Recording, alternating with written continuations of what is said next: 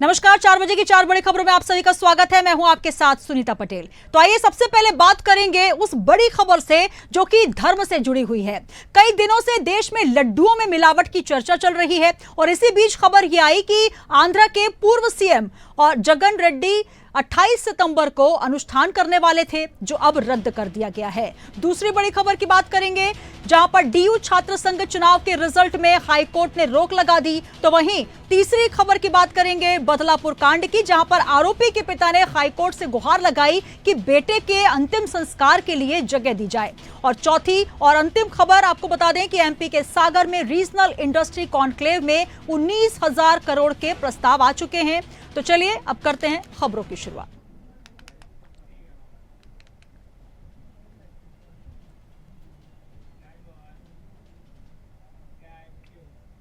जगनमोहन रेड्डी 28 सितंबर को तिरुपति के भगवान वेंकटेश्वर मंदिर में विशेष अनुष्ठान करने वाले थे और इसके पहले ही पुलिस ने शुक्रवार को वाईएसआर कांग्रेस के कई नेताओं और कार्यकर्ताओं को पुलिस अधिनियम की धारा 30 का उल्लंघन न करने का नोटिस जारी कर दिया। एक अधिकारी के मुताबिक पूर्व मुख्यमंत्री और तिरुपति जाने वाले तमाम लोगों को पहले ही रेनीगुंटा एयरपोर्ट पर उतारने के बाद नोटिस भी जारी कर सकती है और इसमें यह मांग भी की जाएगी कि वे भीड़ न जुटाएं। इधर आंध्र प्रदेश सरकार की बनाई हुई 9 सदस्यों वाली एसआईटी ने तिरुपति के प्रसादम में एनिमल फैट पाए जाने के मामले की जांच शुरू कर दी है। एसआईटी को गुंटूर रेंज के आईजी सर्वश्रेष्ठ त्रिपाठी लीड कर रहे हैं। लड्डू विवाद तब शुरू हुआ जब सीएम चंद्रबाबू नायडू ने 18 सितंबर को यह आरोप लगाया था कि वाईएसआर कांग्रेस सरकार में तिरुपति मंदिर के लड्डू विवाद में जानवरों की चर्बी वाला वनस्पति तेल फिश ऑयल मिलाया जा रहा था, जिसके चलते पूर्व सीएम जगनमोहन रेड्डी ने अपना दौरा रद्द कर दिया है। और चलिए चर्चा करेंगे, हमारे साथ विपिन शर्मा जी जुड़ चुके हैं, राजनीतिक विश्लेषक हैं। विपिन सर, बहुत स्वागत है आपका इंडिया हेड में। धन्यवाद सुनीता जी। विपिन जी, लगातार हम देख रहे हैं कि जिस तरीके से जैसे ही सीएम ने बात कही कि जो तिरुमाला में सबसे महत्वपूर्ण बात यह कि लाखों हिंदुओं की आस्था का केंद्र तिरुपति बालाजी का मंदिर, जहां पर लाखों की संख्या में श्रद्धालु पहुंचते हैं और उस लड्डू में जब फिश ऑयल एनिमल फैट पाया जाता है, उसको लेकर लगातार सियासत चल रही है। अब पूर्व सीएम जगनमोहन रेड्डी ने अनुष्ठान की बात की, अब इस पर भी बवाल हो चुका है और उनके दौरे को रद्द करना पड़ा, क्या कहेंगे? देखिए, निश्चित बात है कि एक तरफ भक्त हैं जिनकी आस्था है अपने धार्मिक स्थलों की तरफ, और एक तरफ नेता हैं जो निश्चित बात है कोई भी मौका नहीं छोड़ना चाहेंगे। और यहाँ पर भी सियासी पारा हाई है इस समय, और जो कि बड़ा दुर्भाग्यपूर्ण है, एक चिंता का विषय है। लेकिन यहाँ पर समझने की बात है कि सनातन धर्म और खासतौर पे हिंदुओं की धार्मिक भावना को अगर चोट लगी है तो ये बहुत गंभीर मुद्दा बन जाता है, बहुत ज्वलन मुद्दा है। और यहाँ पर ये जो आशंकाएं जताई जा रही हैं कि इसमें एनिमल फैट और मछली का तेल, तो ये सवाल ये पैदा होता है कि जब आपकी इतनी बड़ी एक संस्था है, टीटीडी बोर्ड है, और वहां पर उसको नजरअंदाज कैसे करा गया, और एकाएक ये जो मामला अब उजागर हुआ है, सुर्खियां बटोर रहा है इस समय कि ये इतने वर्षों से इस पे क्यों नहीं ध्यान केंद्रित क्यों नहीं करा जिसकी भी सरकार थी। और ये देखिए, सबसे बड़ी बात है कि एक रिवायत सी बन गई है इस समय कि आप किसी की भी भावना को लेकर उसके साथ खिलवाड़ कर दें, तो मुझे लगता है इससे बचने की आवश्यकता है। और यहाँ पर सबसे जरूरी बात है, मैं बोलना चाहूंगा कि हम लोग सर्वधर्म सम्मान करने वाला मुल्क है। ये वही मुल्क है जहाँ पर फूल वालों की सैर निकालने की रवायत लगी है, जो हिंदू और मुसलमान भाइयों की एकता, सौहार्द और प्रेम का प्रतीक रहा है। गंगा जमनी तहजीब है हिंदुस्तान की। लेकिन यहाँ पर अगर राजनीतिक रोटियां सेकने के लिए अगर आप धर्म को बीच में लेके आएंगे, तो मुझे लगता है कि धार्मिक भावनाओं को भी ठेस लगेगी। और एक भक्तों की दृष्टिकोण से आप बात समझिए कि उनके मन में क्या बीतरी होगी, कितनी बिल्कुल बिल्कुल आशंकाएं विपिन जी, होंगी और और लगातार अंतर्राष्ट्रीय देखिए पटल जहां क्या पर बचे। तमाम जो सनातनी हैं, तमाम जो आध्यात्मिक गुरु हैं, अयोध्या से लेकर पूरे हिंदुस्तान में अब इस बात की चर्चा हो रही है कि हमारी सिर्फ हिंदुओं सनातनियों की धार्मिक भावनाओं को ठेस क्यों पहुंचाई जाती है, सीधा सीधा निशाना हिंदुओं के ही मंदिरों को क्यों लगाया जाता है। और इस सबसे महत्वपूर्ण बात, आज जगन मोहन रेड्डी को अनुष्ठान करना है, पश्चाताप करना है, क्षमा याचना करनी है। जब उनकी सरकार थी तब वे कहां सो रहे थे, और पूरा प्रबंधन क्योंकि राज्य सरकार के अधीन है, तब क्यों नहीं उनकी आंखें खुली, जब पहले भी वहां के पुजारी ने इस बात की ओर इशारा किया था कि यहां कुछ गड़बड़ियां पाई जा रही हैं लड्डू प्रसादम में। अब जाकर क्षमा याचना, इसे राजनीतिक नौटंकी कहा जाए? मैं उसी पे आना चाहता हूँ। दो अलग अलग विषय हैं जी। पहली बात, ध्यान केंद्रित होना चाहिए कि अगर हम एसेट्स की बात बोले, 2.5 लाख करोड़, यानी कि इसका मतलब है सरल भाषा में समझे $30 बिलियन। जी। ये जो टीटीडी बोर्ड या ये जो पूरा मैनेजमेंट करते हैं, तो अगर आपके पास इतना धनराशि है तो व्यवस्था क्यों नहीं हुई? और ये निश्चित बात है, सवाल उठेंगे कि पहले की सरकारों पे, जब जगन रेड्डी मुख्यमंत्री थे, कि आप लोग कौन से कुंभकर्ण की नींद सोए हुए थे कि आप इतने, आपके आंखों के नीचे अगर ये मामला उजागर हुआ और इतनी ऐसे जो इसमें धार्मिक भावनाओं के साथ खिलवाड़ हो रहा था, तो आप लोग क्यों इसको नजरअंदाज करके बैठे हुए थे? ये नहीं आप कह सकते कि हमें पता, जानकारी नहीं थी। तो मुझे लगता है ये जनता के गले बात उतरेगी नहीं। लेकिन दूसरी बात यह है कि आपने अनुष्ठान की बात करी, या आप लोग ये अगर हम बात बोले कि कोई पश्चाताप, देखिए कोई भी धर्म हो, हिंदुओं की धर्म की बात करें, सिख की बात करें, ईसाइयों की बात करें, मुसलमान भाइयों की बात करें, पश्चाताप एक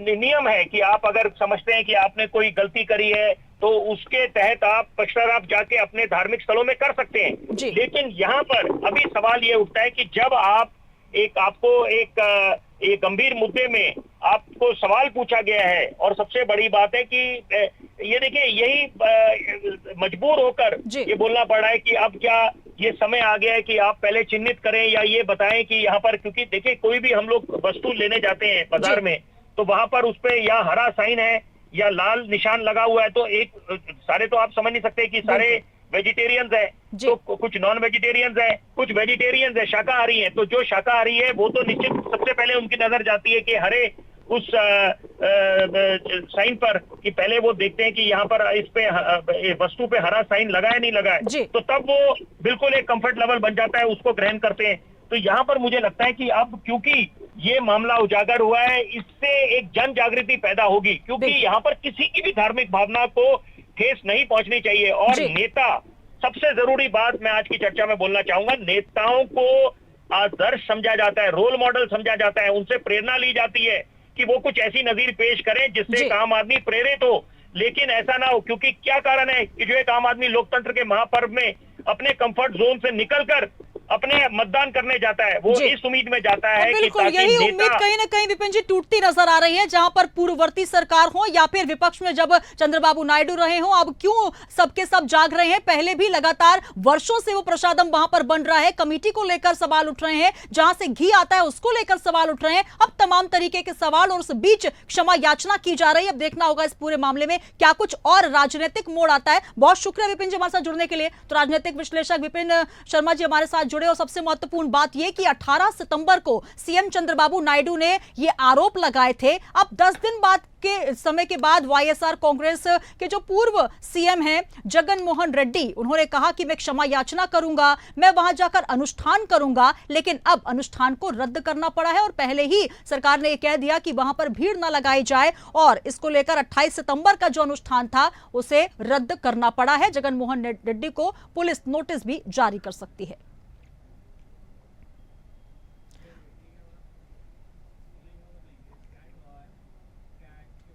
और चलिए अब बात करेंगे 4 बजे की दूसरी खबर, जो कि दिल्ली यूनिवर्सिटी से आ रही है। आपको बता दें कि स्टूडेंट यूनियन के चुनाव के रिजल्ट जारी करने से दिल्ली हाईकोर्ट ने अब रोक लगा दी है। जी हां, डीयू के कॉलेज में हाल ही में हुई चुनावी हिंसा को लेकर हाईकोर्ट में याचिका लगाई गई थी, और इसमें कहा गया कि चुनाव के दौरान पब्लिक प्रॉपर्टी को नुकसान पहुंचाया जाता है। इस पर सुनवाई करते हुए जस्टिस मनमोहन ने कहा कि रिजल्ट तब तक घोषित ना किए जाएं जब तक यूनिवर्सिटी कोर्ट को संतुष्ट संतुष्ट नहीं कर देती। कॉलेजेस में सभी पोस्टर, होर्डिंग, प्ले कार्ड को हटा दिया गया है। चुनाव की नोटिफिकेशन के मुताबिक रिजल्ट 28 सितंबर को घोषित किए जाने थे। दिल्ली यूनिवर्सिटी के चुनाव के लिए वोटिंग शुक्रवार सुबह 8:30 बजे से शुरू हुई, जिसमें 52 कॉलेजेस के 1,40,000 स्टूडेंट 4 सेंट्रल पदों के प्रेसिडेंट, वाइस प्रेसिडेंट, सेक्रेटरी और ज्वाइंट सेक्रेटरी के लिए ईवीएम से वोट डाल सकेंगे। ये चुनाव 2 फेज में हो रहे हैं। मॉर्निंग कॉलेज के छात्रों ने सुबह 8:30 बजे से दोपहर 1 बजे तक वोट डाले, तो वहीं शाम के लिए छात्र दोपहर 3 बजे से वोटिंग की शुरुआत होते हुए 7:30 बजे तक मतदान करेंगे। 4 पदों के लिए अखिल भारतीय विद्यार्थी परिषद, national student union of India और लेफ्ट दल के कैंडिडेट्स में कड़ी टक्कर है, तो वहीं कुल 21 कैंडिडेट्स मैदान में हैं, जिसमें प्रेसिडेंट पद के लिए 8 प्रत्याशी, वाइस प्रेसिडेंट पद के लिए 5, ज्वाइंट सेक्रेटरी पद के लिए 4 और सेक्रेटरी पद के लिए 4 प्रत्याशी चुनाव लड़ रहे हैं।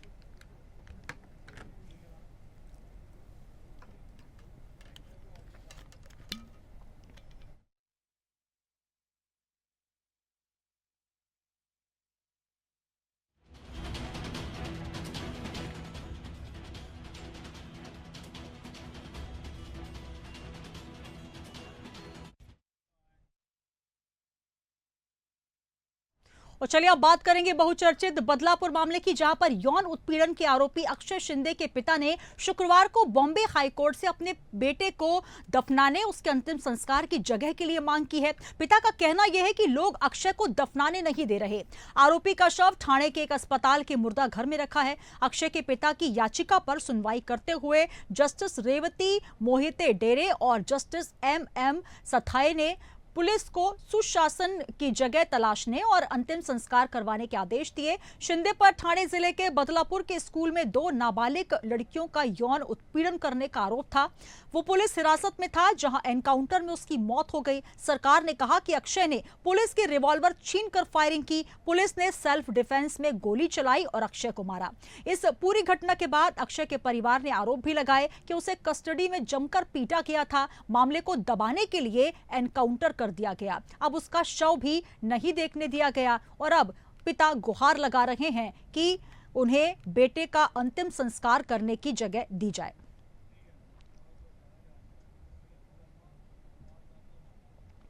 और चलिए तमाम जानकारी के लिए हमारे साथ सुनील शर्मा हमारे संवाददाता महाराष्ट्र से जुड़ रहे हैं। सुनील, लगातार इस मामले को लेकर तमाम राजनीति भी हुई, क्योंकि बेहद संगीन मामला और बेहद संवेदनशील मामला, क्योंकि जहां पर 2 छोटी बच्चियों के साथ यौन शोषण का मामला दर्ज हुआ, उसके बाद आरोपी का एनकाउंटर हुआ और इसे फर्जी एनकाउंटर के आरोप भी परिवार वालों ने लगाए। अब इस पूरे मामले में अंतिम संस्कार करने के लिए भी उनको जगह नहीं मिल रही है। अब सरकार से वो गुहार लगा रहे हैं। इस पूरे मामले में अब क्या कुछ होने जा रहा है, क्या कुछ ताजा अपडेट?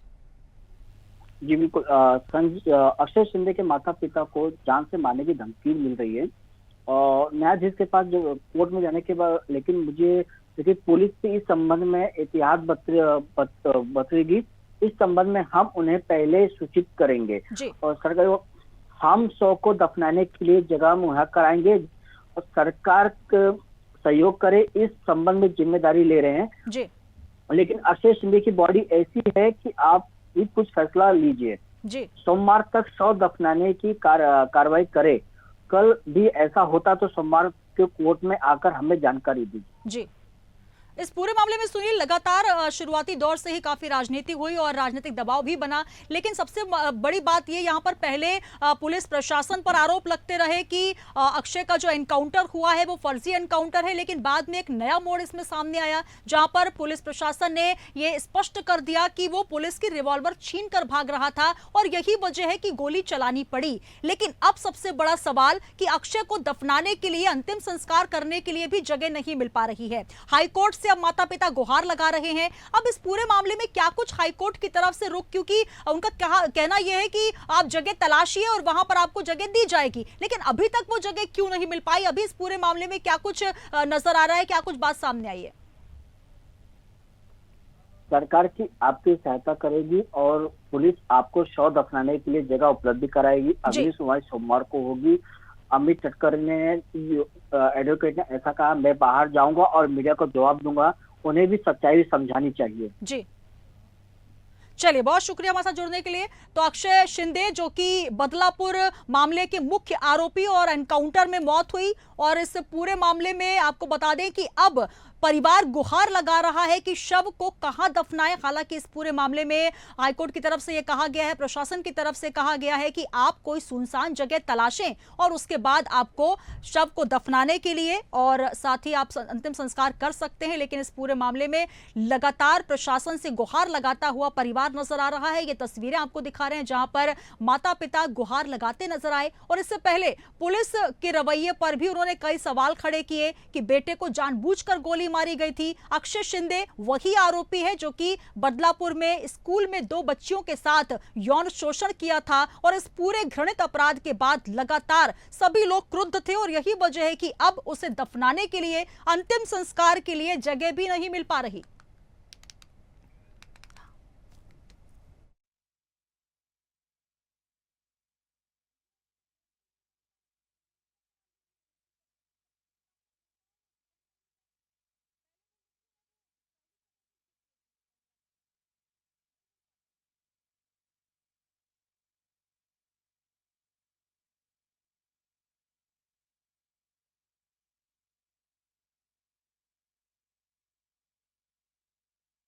तो बदलापुर कांड में आरोपी के पिता ने हाईकोर्ट से गुहार लगाई है। रोते बिलखते माता पिता ने हाईकोर्ट से कहा कि बेटे के अंतिम संस्कार के लिए जगह दी जाए। हालांकि इसको लेकर अब संज्ञान लिया गया है और हाईकोर्ट ने स्पष्ट किया है कि आप कोई सुनसान जगह देखिए जहां पर आप अक्षय का अंतिम संस्कार कर सकते हैं। हालांकि अभी भी शव पुलिस की कस्टडी में है, अस्पताल में मर्चरी में रखा हुआ है।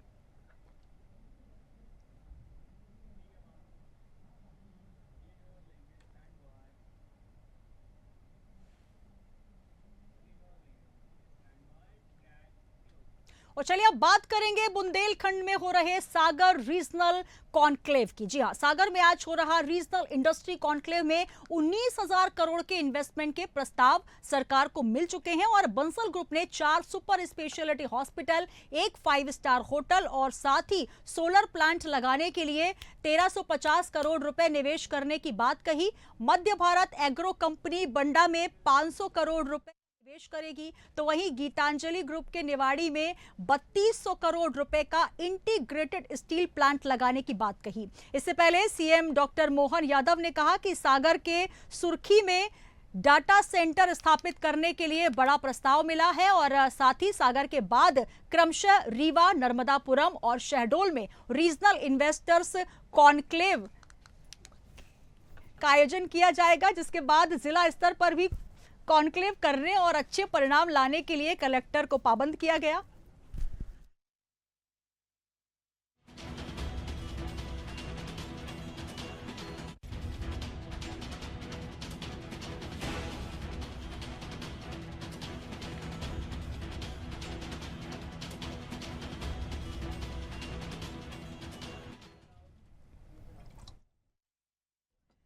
तो बंसल ग्रुप बनाएगा सुपर स्पेशलिटी हॉस्पिटल, साथ ही गीतांजलि ग्रुप भी वहां पर स्टील प्लांट लगाएगा। तो कई सौगातें आज बुंदेलखंड को मिलती नजर आ रही हैं। आपको बता दें कि आज सीएम डॉक्टर मोहन यादव ने इसका ऑफिशियली इनॉग्रेशन किया, उद्घाटन किया, और 1900 करोड़ के प्रस्ताव की मंजूरी मिली है। Bansal group hospital, hotel, solar plant लगाएगा।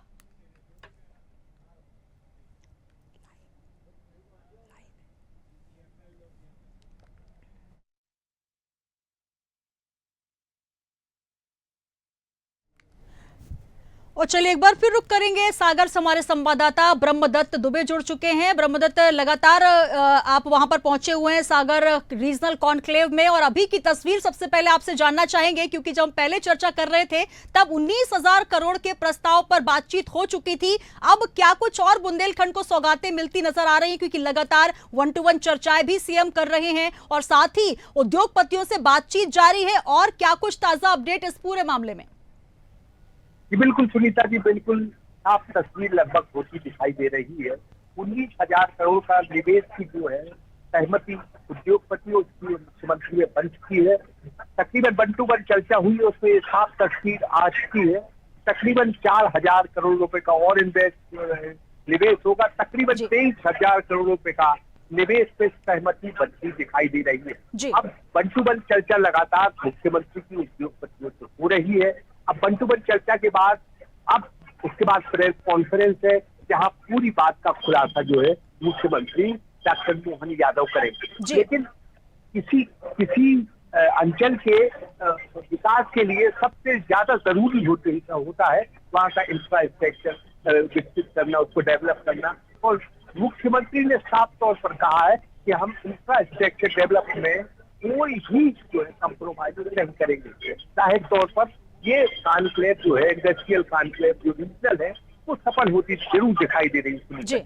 जी बिल्कुल। अगर ब्रह्मदत्त बात करें कि इस कॉन्क्लेव को लेकर बहुत सारी उम्मीदें थी, बहुत सारी आशाएं थी और लगातार सीएम डॉक्टर मोहन यादव इस कॉन्क्लेव को लेकर स्वयं पर्सनल निगाह बनाए हुए थे और इससे पहले भी पूरे इंफ्रास्ट्रक्चर को लेकर बातचीत हुई। और कुल मिलाकर अब जब आज का दिन इस अंचल के लिए, बुंदेलखंड अंचल के लिए काफी महत्वपूर्ण है, क्योंकि रीजनल कॉन्क्लेव वहां पर हो रहा है और पिछड़ा इलाका माना जाता रहा है, जहां पर संभावनाएं तो बहुत हैं, लेकिन कहीं ना कहीं उद्योग की नियत से वहां पर इंफ्रास्ट्रक्चर मुहैया कराना सरकार की जिम्मेदारी बनती थी और वही जिम्मेदारी सीएम डॉक्टर मोहन यादव निभाते नजर आए। वन टू वन चर्चा कर रहे हो। देखिए, अब यहां पर सिर्फ देश के नहीं बल्कि विदेश के भी डेलीगेशंस पहुंचे हैं और लगातार उद्योगपतियों से बातचीत भी हो रही है। आपकी भी बहुत सारे उद्योगपतियों से बात हुई होगी। क्या लगता है उनको मध्य प्रदेश में और खास तौर पर बुंदेलखंड में कितनी संभावनाएं नजर आ रही हैं और आज के इस कॉन्क्लेव का कितना पॉजिटिव असर नजर आ रहा है?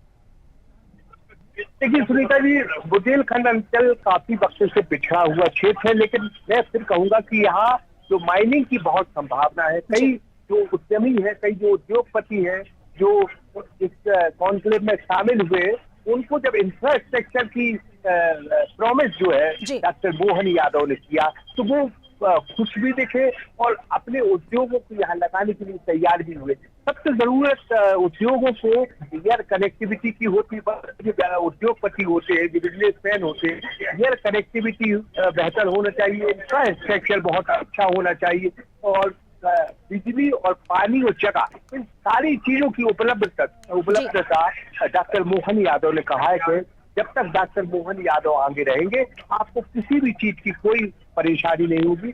और जाहिर तौर पर सुनीता जी, जब प्रदेश का मुखिया किसी चीज को आगे रहकर कोई काम करता है तो पूरी सिस्टम उसके साथ चलता है और सिस्टम पीछे खड़ा है, डॉक्टर मोहन यादव आगे खड़े हैं और उसी से प्रभावित होकर जो निवेश करने वाले उद्योगपति है वो दिल खोल कर यहाँ निवेश कर रहे हैं। बिल्कुल, तो तमाम इंफ्रास्ट्रक्चर मुहैया कराने के लिए सीएम डॉक्टर मोहन यादव प्रतिबद्ध है और यही वजह है कि अब सागर रीजनल कॉन्क्लेव के बाद रीवा, नर्मदापुरम, शहडोल रीजनल इन्वेस्टर्स की भी बात उठकर सामने आ रही है। और ब्रह्मदत्त जी, इसमें हमने पहले भी देखा जहां पर इंदौर समिट काफी सक्सेसफुल रहा, बहुत ज्यादा वहां पर इन्वेस्टर्स पहुंचे और कहीं ना कहीं उद्योग के लिहाज से व्यावसायिक नगरी बनकर निकला। अब सागर और बुंदेलखंड में भी वही दिशा और दशा, क्योंकि अब बुंदेलखंड की दिशा और दशा बदलती नजर आएगी। जिस तरीके से आप जानकारी दे रहे हैं, 19,000 हम पहले बात कर रहे थे, अब 24,000 करोड़ के ऊपर के प्रस्ताव आ चुके हैं। तो कुल मिलाकर ये समिट होते होते प्रस्ताव और ज्यादा बढ़ेंगे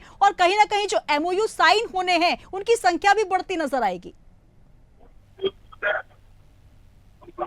जी जी बिल्कुल। अगर बात करें सुनीता जी, तो बिल्कुल ये बात बिल्कुल जाहिर है कि जहाँ इंफ्रास्ट्रक्चर और डॉक्टर मोहन यादव मुख्यमंत्री हैं तो जितनी रुचि दिखाएंगे तो निवेश उतना ही बढ़ेगा। देखा, बुंदेलखंड के पास पर्याप्त है, संसाधन पूरे हैं, माइनिंग की यहाँ प्रचुर मात्रा है, हीरा यहाँ मिलता है, हीरा यहाँ पटना में खदाने हैं, तो सारी चीजें यहाँ है।